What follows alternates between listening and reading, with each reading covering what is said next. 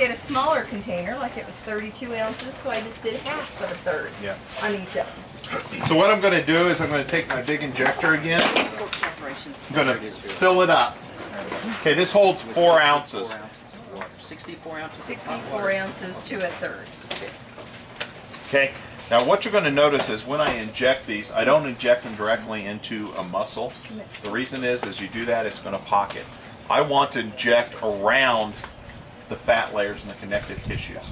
So as the fat layers, as the cooking process takes place, it's going to dissolve around the meat instead into one pocket inside the muscle. Okay? So what I'll do is, and you'll be able to feel the difference between the muscles. Should be able to see the pork butt start to pump up. Oh, wow. That's wicked. Okay? Everybody needs an injector like that. So say that again where you're injecting. And those are inside aisle 5, right? Yeah. No, we got I'm ours injecting at, between the muscles. where did we get ours? Bed Bath and Beyond or something like that. Now we're cooking. And you can start to see it. Or BB&B is where we got ours. Okay. Now what I'm doing is I'm putting moisture in here and also putting all these different flavors in here. So as it cooks, it's going to cook with these flavors. As the fats dissolve, it's going to work those flavors around.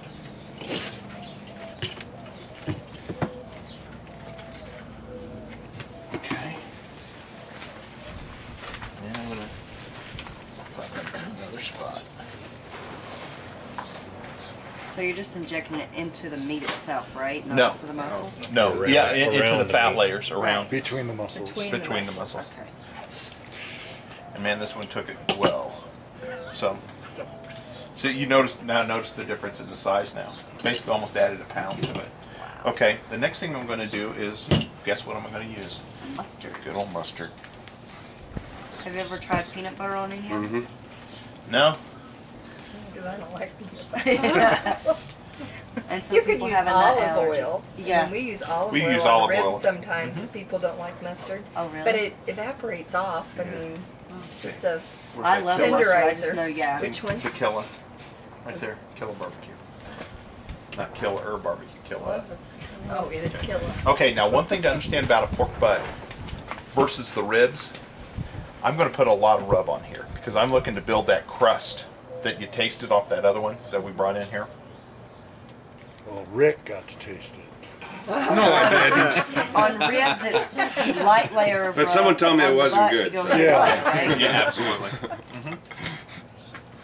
Well, he told us ribs so it adds flavor to the bacon.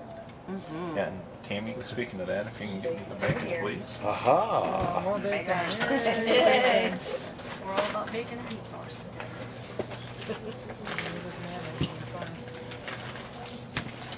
Okay. So now what we're going to do is we're just going to take some bacon, put it across again, another flavor. You just lay it on there. You don't have to toothpick it on there. Oh no, just lay it across the top.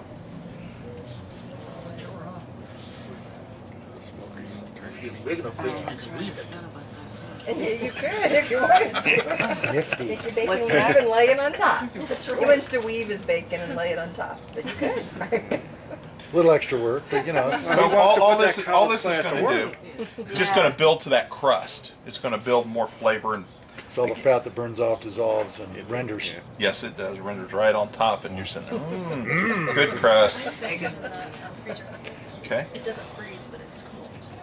Okay, Clint, if you want to put this one on. Bacon good. I'll try that.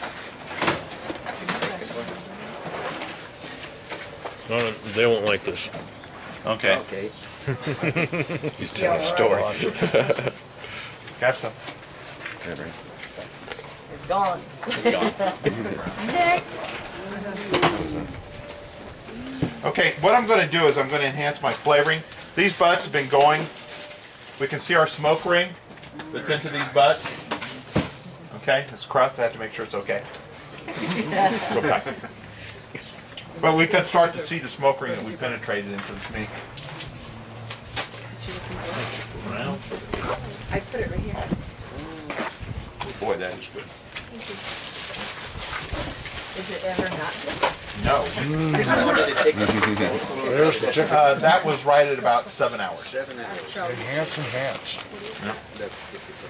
And exactly, I'm enhancing the flavor with brown sugar. I'm going to tighten it up in the cellophane and let it cook within its own juices, the brown sugar and the pork butt fat. Does it matter if it's light sugar or Not at dark all. sugar? Not at As all. long as it's brown sugar. It's sugar. And what I'm going to do is, I use the high temp cellophane. I'm going to wrap it really tight because I want it to crock pot. Does the cellophane, does it matter which kind you use? Or? I like using the, Kirkland Sam's. yeah, I like using the Kirkland or the She's gonna put them Sam's. in a 2-pack, so it'll fit in your kitchen drawer too. But this is, you know, catering quality. Yeah, that's cool. But you notice how, Look, Chris, wait. You can also use this. Ooh, nifty. Oh, he's got Tell the Ron to big get that one kind. that has that, but he He's doesn't got the use it. Kirkland brand. Let's use my Brooks, so knife. he uses his Yeah. knife. Okay, use And it's my- got a blade under that too, so if you don't like this, the blade's go under there. Cool, I like that. and then I'm going to take foil Yeah. and I'm going to wrap it. Cellophane, good to eat. You bet. So my cooking process is pretty much complete in these now. Is there another butter in Yep. I'm just enhance the sugar. We enhance and we crock pot it. And we basically get it good and hot. And how long does it cook for before you do that part? I cooked to about 160 degrees. This was done about 6 to 7 hours. Okay. 160 and then you take degrees it off and then internal. wrap it? And we're going to run it to 195. And all that's, of course, in the power plant. We Oh, talked okay. about. So, yep, next one, please. Okay, those few people that got the bacon off that one don't get bacon.